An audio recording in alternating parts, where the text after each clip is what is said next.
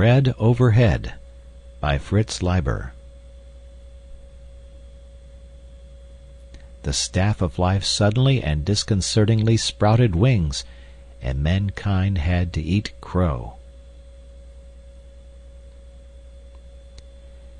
As a blisteringly hot but guaranteed weather-controlled future summer day dawned on the Mississippi Valley, the walking mills of Puffy Products, spiked to loaf in one operation, began to tread delicately on their centipede legs across the wheat fields of Kansas. The walking mills resembled fat metal serpents, rather larger than those Chinese paper dragons animated by files of men in procession. Sensory robot devices in their nose informed them that the waiting wheat had reached ripe perfection. As they advanced, their heads swung lazily from side to side, very much like snakes, gobbling the yellow grain. In their throats it was threshed, the chaff bundled and burped aside for pickup by the crawl trucks of a chemical corporation, the kernels quick-dried and blown along into the mighty chests of the machines.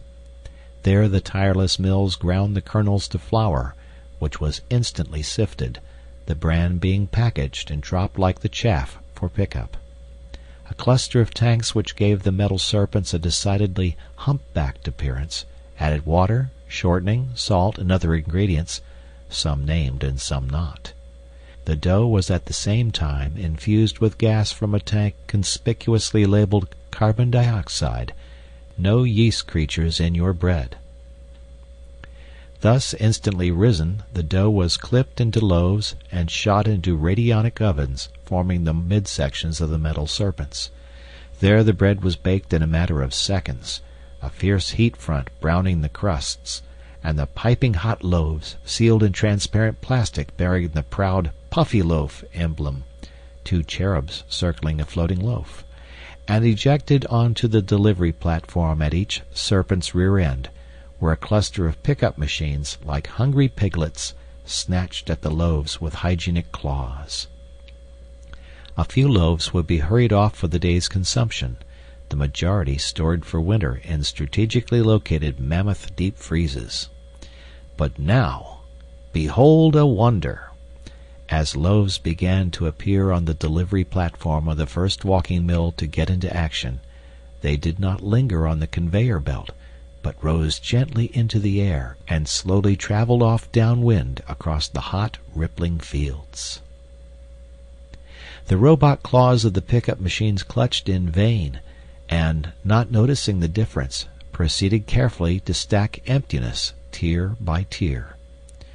One errant loaf, rising more sluggishly than its fellows, was snagged by a thrusting claw. The machine paused, clumsily wiped off the injured loaf, set it aside, where it bobbed on one corner, unable to take off again, and went back to the work of storing nothingness. A flock of crows rose from the trees of a nearby shelter belt as the flight of loaves approached. The crows swooped to investigate, and then suddenly scattered, screeching in panic. The helicopter of a hangoverish Sunday traveler bound for Wichita shied very similarly from the brown flyers and did not return for a second look. A black-haired housewife spied them over her back fence, crossed herself, and grabbed her walkie-talkie from the laundry basket. Seconds later, the yawning correspondent of a regional newspaper was jotting down the lead of a humorous news story which, recalling the old flying saucer scares, stated that now apparently bread was to be included in the mad aerial tea party.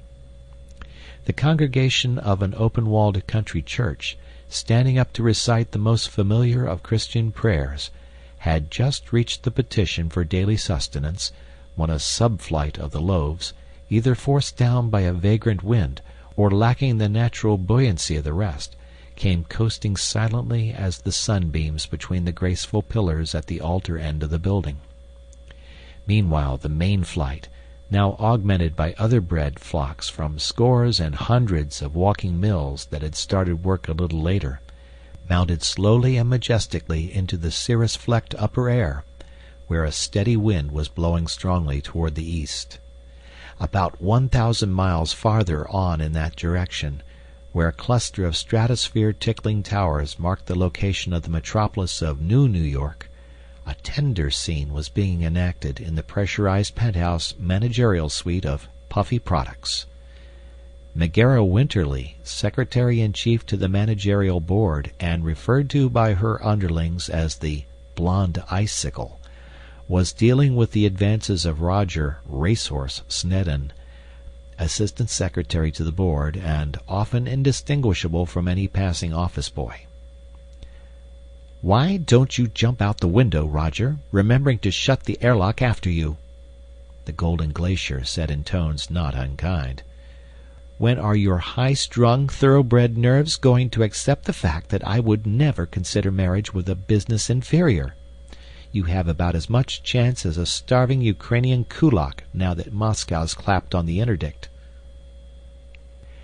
Roger's voice was calm, although his eyes were feverishly bright, as he replied, "A lot of things are going to be different around here, Meg, as soon as the board is forced to admit that only my quick thinking made it possible to bring the name of Puffyloaf in front of the whole world." "Puffyloaf could do with a little of that," the business girl observed judiciously. "The way sales have been plummeting, it won't be long before the government deeds our desk to the managers of Fairy Bread and asks us to take the big jump. But just where does your quick thinking come into this, Mr. Snedden? You can't be referring to the helium. That was Rose Thinker's brainwave." She studied him suspiciously. "You've birthed another promotional bumble, Roger. I can see it in your eyes. I only hope it's not as big a one as when you put the Martian ambassador on 3D, and he thanked you profusely for the gross of Puffyloaves, assuring you that he'd never slept on a softer mattress in all his life on 2 planets. Listen to me, Meg. Today, yes, today, you're going to see the board eating out of my hand. Ha! I guarantee you won't have any fingers left. You're bold enough now, but when Mr. Gryce and those 2 big machines come through that door... Now, wait a minute, Meg. Hush, they're coming now." Roger leaped 3 feet in the air, but managed to land without a sound, and edged toward his stool. Through the dilating iris of the door strode Phineas T. Gryce, flanked by Rose Thinker and Tin Philosopher. The man approached the conference table in the center of the room with measured pace and gravely expressionless face. The rose-tinted machine on his left did a couple of impulsive pirouettes on the way, and twittered a greeting to Meg and Roger. The other machine quietly took the third of the high seats and lifted a claw at Meg, who now occupied a stool twice the height of Roger's. "Miss Winterly, please, our theme." The blonde icicle's face thawed into a little girl's smile as she chanted bubblingly, "Made up of tiny wheaten motes and reinforced with sturdy oats, it rises through the air and floats, the bread on which all Terra dotes." "Thank you, Miss Winterly," said the Tin Philosopher. "Though a purely figurative statement, that bit about rising through the air always gets me here." He rapped his midsection, which gave off a high musical clang. "Ladies," he inclined his photocells toward Rose Thinker and Meg, "and gentlemen, this is a historic occasion in old Puffy's long history, the inauguration of the helium-filled loaf, so light it almost floats away, in which that inert and heaven-aspiring gas replaces old-fashioned carbon dioxide. Later, there will be kudos for Rose Thinker, whose bright relays genius sparked the idea, and also for Roger Snedden, who took care of the details. By the by, Racehorse, that was a brilliant piece of work, getting the helium out of the government. You've been pretty stuffy lately about their monopoly. But first I want to throw wide the casement in your minds that opens on the long view of things." Rose Thinker spun twice on her chair and opened her photocells wide. Tin Philosopher coughed to limber up the diaphragm of his speaker and continued. ever since the first cave wife boasted to her next den neighbor about the superior paleness and fluffiness of her tortillas, mankind has sought lighter, whiter bread. Indeed, thinkers wiser than myself have equated the whole upward course of culture with this poignant quest. Yeast was a wonderful discovery for its primitive day. Sifting the bran and wheat germ from the flour was an even more important advance. Early bleaching and preserving chemicals played their humble parts. For a while, barbarous faddists, blind to the deeply spiritual nature of bread, which is recognized by all great religions, held back our march toward perfection with their hair-splitting insistence on the vitamin content of the wheat germ. But their case collapsed when tasteless, colorless substitutes were triumphantly synthesized and introduced into the loaf, which for flawless purity, unequaled airiness, and sheer intangible goodness was rapidly becoming mankind's supreme gustatory experience. "I wonder what the stuff tastes like," Rose Thinker said out of a clear sky. "I wonder what taste tastes like," Tin Philosopher echoed dreamily. Recovering himself, he continued. Then, early in the 21st century, came the epical researches of Everett Whitehead, puffy loaf chemist, culminating in his paper, The Structural Bubble in Cereal Masses, and making possible the baking of airtight bread 20 times stronger for its weight than steel, and of a lightness that would have been incredible even to the advanced chemist-bakers of the 20th century. A lightness so great that, besides forming the backbone of our own promotion, it has forever since been capitalized on by our conscienceless competitors of fairy bread, with their enduring slogan, "It makes ghost toast." "That's a beaut all right, that ecto-dough blurb," Rose Thinker admitted, bugging her photocells sadly. "Wait a sec. How about there'll be bread overhead when you're dead, it is said." Phineas T. Gryce wrinkled his nostrils at the pink machine as if he smelled her insulation smoldering.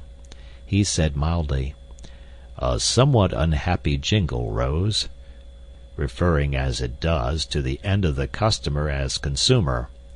Moreover, we shouldn't overplay the figurative rises through the air angle. What inspired you?" She shrugged. "I don't know. Oh, yes, I do. I was remembering one of the workers' songs we machines used to chant during the big strike.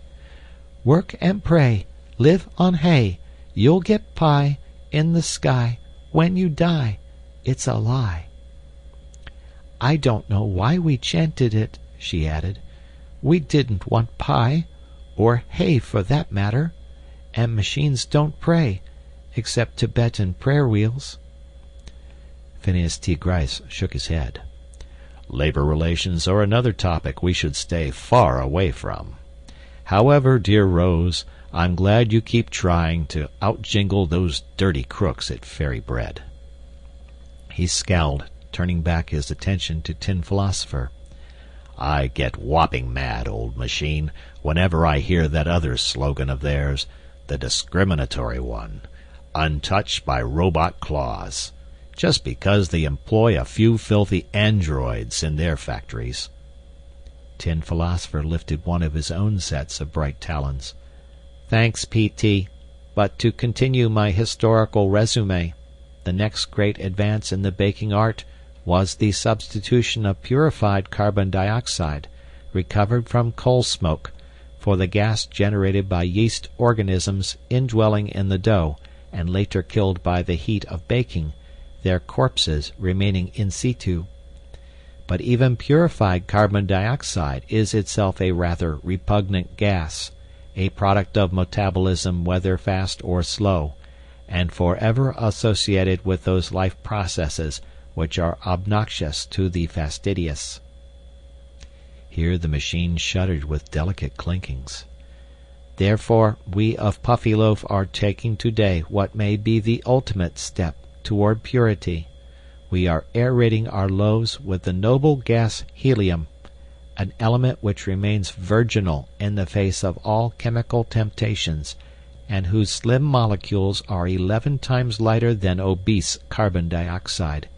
Yes, noble, uncontaminable helium, which, if it be a kind of ash, is yet the ash only of radioactive burning, accomplished or initiated entirely on the sun, a safe 93 million miles from this planet. Let's have a cheer for the helium loaf. Without changing expression, Phineas T. Gryce rapped the table thrice in solemn applause, while the others bowed their heads. "Thanks, T.B.," P.T. then said. "And now for the moment of truth. Miss Winterly, how is the helium loaf selling?" The business girl clapped on a pair of earphones and whispered into a lapel mic.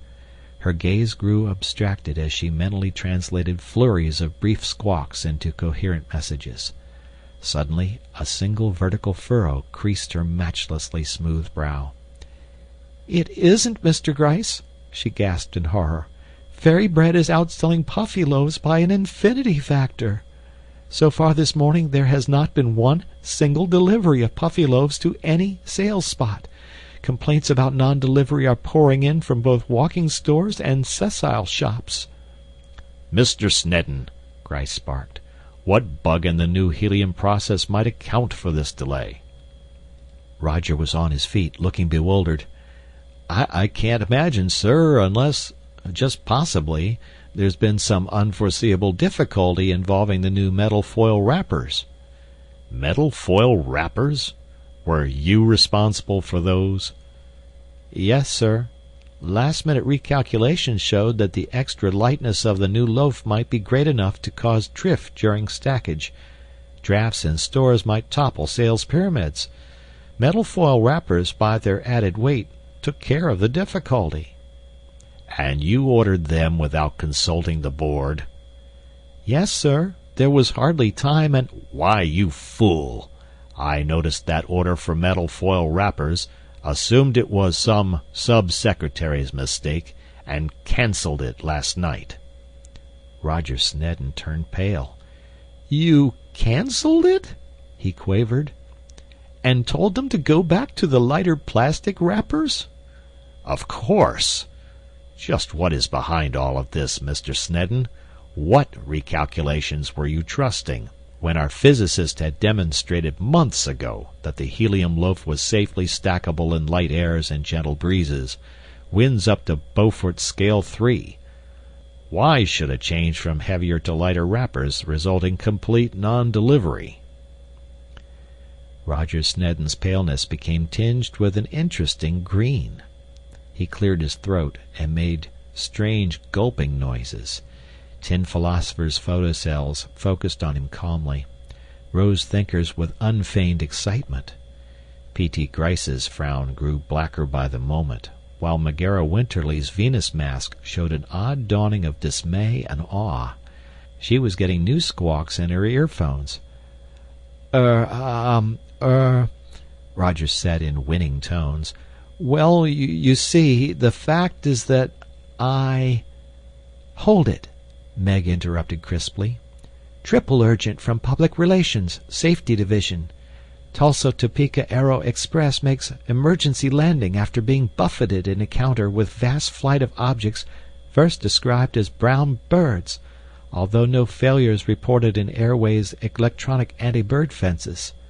After grounding safely near Emporia, no fatalities. Pilot's windshield found thinly plastered with soft white and brown material. Emblems on plastic wrappers embedded in material identified incontrovertibly as an undetermined number of Puffyloaves cruising at 3,000 feet." Eyes and photocells turned inquisitorially upon Roger Snedden. He went from green to Puffyloaf white, and blurted, "All right, I did it. But it was the only way out. Yesterday morning, due to the Ukrainian crisis, the government stopped sales and deliveries of all strategic stockpiled materials, including helium gas. Puffy's new program of advertising and promotion, based on the lighter loaf, was already rolling. There was only one thing to do, there being only one other gas comparable in lightness to helium. I diverted the necessary quantity of hydrogen gas from the hydrogenated oils section of our Magna Margarine division and substituted it for the helium. You substituted hydrogen for the helium? Phineas T. Gryce faltered in low mechanical tones, taking 4 steps backward. Hydrogen is twice as light as helium, Tin Philosopher remarked judiciously. And many times cheaper. Did you know that? Roger countered feebly. Yes, I substituted hydrogen. The metal foil wrapping would have added just enough weight to counteract the greater buoyancy of the hydrogen loaf, but... So, when this morning's loaves began to arrive on the delivery platforms of the walking mills... Tin Philosopher left the remark unfinished. Exactly, Roger agreed dismally. Let me ask you, Mr. Stedden, Gryce interjected, still in low tones. If you expected people to jump to the kitchen ceiling for their puffy bread after taking off the metal wrapper, or reach for the sky if they happened to unwrap the stuff outdoors... Mr. Gryce, Roger said reproachfully, you have often assured me that what people do with puffy bread after they buy it is no concern of ours. I seem to recall, Rose Thinker chirped somewhat unkindly, that dictum was created to answer inquiries after Roger put the famous Sculptures in Miniature artist on 3D, and he testified that he always molded his first attempts from puffy bread, one jumbo loaf squeezing down to approximately the size of a peanut. Her photocells dimmed and brightened. Oh boy, hydrogen! The loaf's unwrapped. After a while, in spite of the crust seal, a little oxygen diffuses in. An explosive mixture. Housewife in curlers and kimono pops a couple slices in the toaster. Boom! The 3 human beings in the room winced. Tin Philosopher kicked her under the table while observing, So you see, Roger, that the non-delivery of the hydrogen loaf carries some consolations. And I must confess that one aspect of the affair gives me great satisfaction, not as a board member, but as a private machine.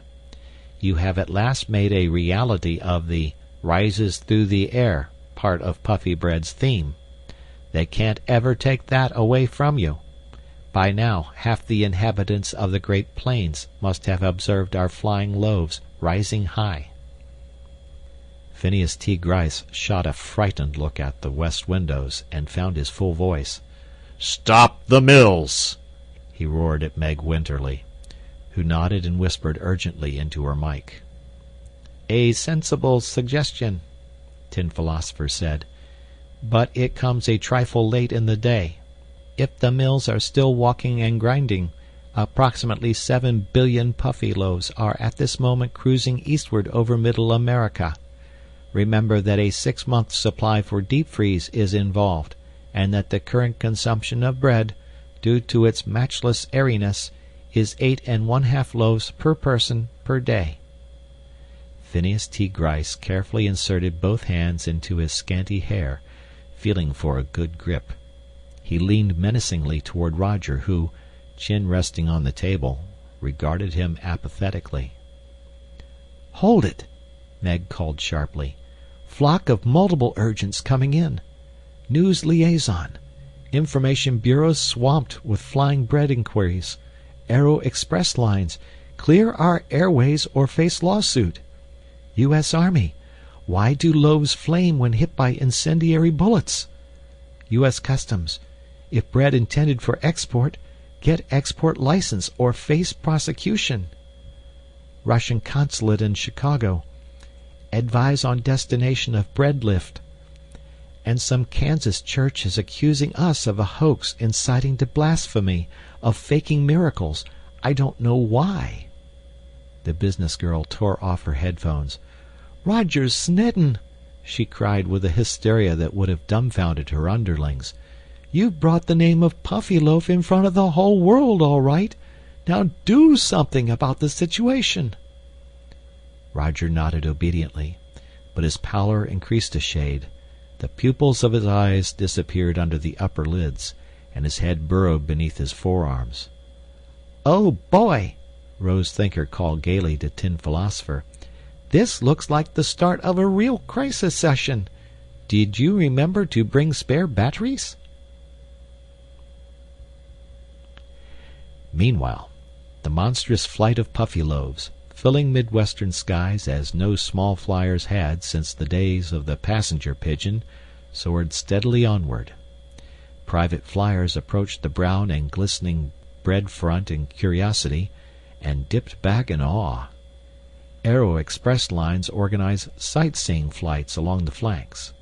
Planes of the government forestry and agricultural services and copters bearing the Puffyloaf emblem hovered on the fringes, watching developments and waiting for orders.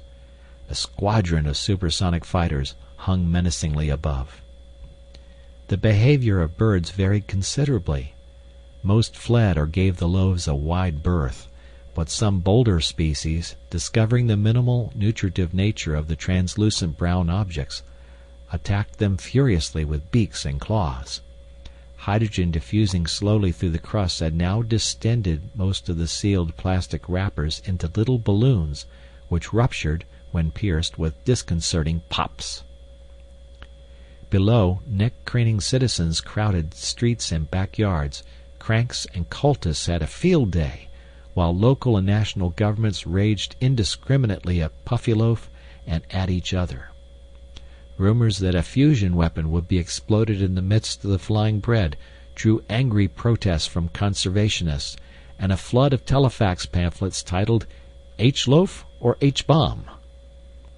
Stockholm sent a mystifying note of praise to the United Nations Food Organization.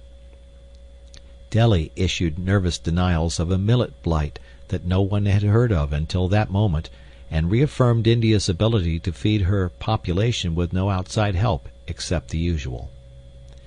Radio Moscow asserted that the Kremlin would brook no interference in its treatment of the Ukrainians, jokingly referred to the flying bread as a farce perpetrated by mad internationalists inhabiting Cloud Cuckoo Land, added contradictory references to airborne bread booby-trapped by capitalist gangsters, and then fell moodily silent on the whole topic. Radio Venus reported to its winged audience that Earth's inhabitants were establishing food depots in the upper air, preparatory to taking a permanent aerial residence such as we have always enjoyed on Venus. New York made feverish preparations for the passage of the flying bread.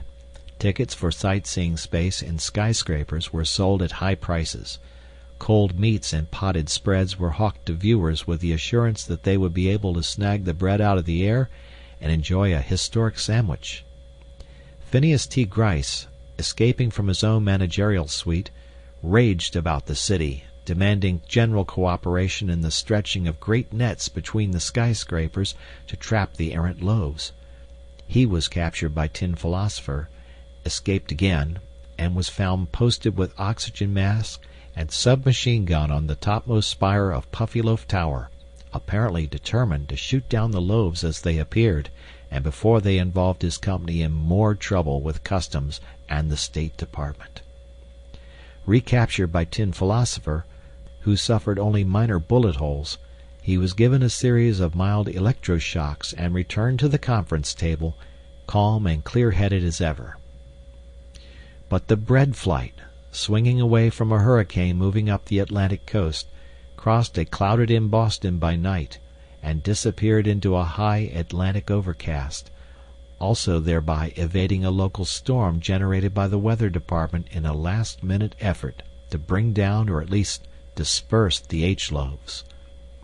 Warnings and counter-warnings by communist and capitalist governments seriously interfered with military trailing of the flight during this period, and it was actually lost in touch with for several days.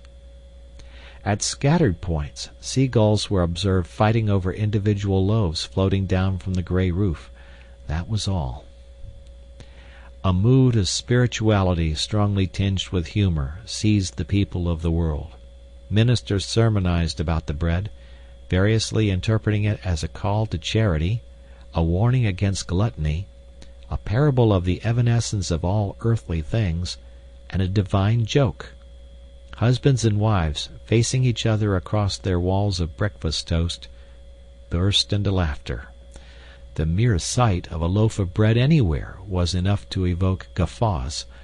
An obscure sect, having as part of its creed the injunction, "Don't take yourself so damned seriously," won new adherents. The bread flight, rising above an Atlantic storm widely reported to have destroyed it, passed unobserved across a foggy England, and rose out of the overcast only over Middle Europa. The loaves had at last reached their maximum altitude. The sun's rays beat through the rarefied air on the distended plastic wrappers, increasing still further the pressure of the confined hydrogen. They burst by the millions and tens of millions. A high-flying Bulgarian evangelist, who had happened to mistake the up lever for the east lever in the cockpit of his flyer, and who was the sole witness of the event, afterwards described it as the foaming of a sea of diamonds, the crackle of God's knuckles. By the millions and tens of millions, the loaves coasted down into the starving Ukraine. Shaken by a week of humor that threatened to invade even its own grim precincts, the Kremlin made a sudden about-face. A new policy was instituted of communal ownership of the produce of communal farms, and teams of hunger fighters and caravans of trucks loaded with pumpernickel were dispatched into the Ukraine. World distribution was given to a series of photographs showing peasants queuing up to trade scavenged puffy loaves for traditional black bread, recently aerated itself but still extra solid by comparison, the rate of exchange demanded by the Moscow teams being 20 puffy loaves to 1 of pumpernickel. Another series of photographs, picturing chubby workers' children being blown to bits by booby-trapped bread, was quietly destroyed. Congratulatory notes were exchanged by various national governments and world organizations, including the Brotherhood of Free Business Machines. The great bread flight was over, though for several weeks afterwards scattered falls of loaves occurred, giving rise to a new folklore of manna among lonely Arabian tribesmen, and in one well-authenticated instance in Tibet, sustaining life in a party of mountaineers cut off by a snowslide. Back in New York, the managerial board of Puffy Products slumped in utter collapse around the conference table. The long crisis session at last ended. Empty coffee cartons were scattered around the chairs of the 3 humans, dead batteries around those of the 2 machines. For a while there was no movement whatsoever. Then Roger Snedden reached out wearily for the earphones where Megara Winterly had hurled them down, adjusted them to his head, pushed a button, and listened apathetically. After a bit his gaze brightened. He pushed more buttons and listened more eagerly. Soon he was sitting tensely upright on his stool, eyes bright and lower face all a smile, muttering terse comments and questions into the lapel mic torn from Meg's fair neck. The others, reviving, watched him, at first dully, then with quickening interest, especially when he jerked off the headphones with a happy shout and sprang to his feet. "Listen to this!" he cried in a ringing voice. "As a result of the worldwide publicity, puffy loaves are outselling fairy bread 3 to 1. And that's just the old carbon dioxide stock from our freezers. It's almost exhausted, but the government, now that the Ukrainian crisis is over, has taken the ban off helium and will also sell us stockpiled wheat if we need it. We can have our walking mills burrowing into the wheat caves in a matter of hours. But that isn't all. The far greater demand everywhere is for puffy loaves that will actually float. Public Relations, Child Liaison Division, reports that the kiddies are making their mothers' lives miserable about it. If only we can figure out some way to make hydrogen non-explosive, or the helium loaf float just a little." "I'm sure we can take care of that quite handily," Tin Philosopher interrupted briskly. "Puffyloaf has kept it a corporation secret. Even you've never been told about it, but just before he went crazy, Everett Whitehead discovered a way to make bread using only half as much flour as we do in the present loaf. Using this secret technique, which we've been saving for just such an emergency, it will be possible to bake a helium loaf as buoyant in every respect as the hydrogen loaf." "Good!" Roger cried. "We'll tether 'em on strings and sell 'em like balloons. No mother-child shopping team will leave this store without a cluster. Buying bread balloons will be the big event of the day for kiddies. It'll make the carry-home shopping load lighter, too. I'll issue orders at once." He broke off, looking at Phineas T. Gryce, said with quiet assurance, "Excuse me, sir, if I seem to be taking too much upon myself." "Not at all, son. Go straight ahead," the great manager said approvingly. "You're—" He laughed in anticipation of getting off a memorable remark. "Rising to the challenging situation like a genuine Puffyloaf." Megara Winterly looked from the older man to the younger. Then in a single leap she was upon Roger, her arms wrapped tightly around him. "My sweet little ever-victorious, self-propelled monkey-wrench!" she crooned in his ear. Roger looked fatuously over her soft shoulder at Tin Philosopher who, as if moved by some similar feeling, reached over and touched claws with Rose Thinker. This, however, was what he telegraphed silently to his fellow machine across the circuit so completed. "Good-o, Rosie. That makes another victory for robot-engineered world unity, though you almost gave us away at the start with that bread overhead jingle. We've struck another blow against the next world war in which, as we know only too well, we machines would suffer the most. Now if we can only arrange, say, a fur famine in Alaska and a migration of long-haired Siberian lemmings across Bering Straits, we'd have to swing the Japanese current up there so it'd be warm enough for the little fellows. Anyhow, Rosie, with a spot of help from the Brotherhood, those humans will paint themselves into the Peace Corner yet." Meanwhile, he and Rose Thinker quietly watched the blonde icicle melt.